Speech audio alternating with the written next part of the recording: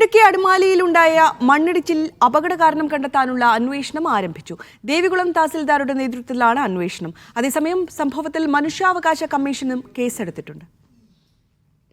44 കുടുംബങ്ങൾക്ക് ദുരന്തത്തെ തുടർന്ന് വീട് വിട്ടു പോകേണ്ടി വന്നിട്ടുണ്ട്.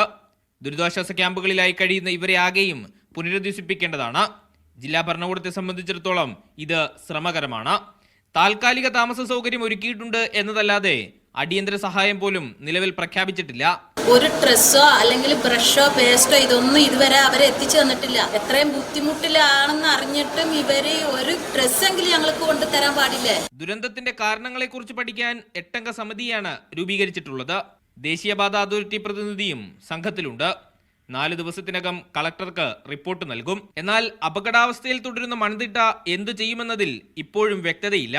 നെടുങ്കണ്ടത്തെ പ്രളയബാധിതരെ പുനരധിവസിപ്പിക്കാൻ കൃത്യമായി ഇടപെടൽ ഉണ്ടായില്ല എന്ന ആരോപണം നിലനിൽക്കുകയാണ് അടിമാലിയിൽ മറ്റൊരു പ്രകൃതി ദുരന്തം കൂടി ഉണ്ടാകുന്നത്. തുലാവർഷം കടുക്കുമ്പോൾ ഇടുക്കി ജില്ല ആശങ്കയിലാണ്. മീഡിയ 1 ഇടുക്കി.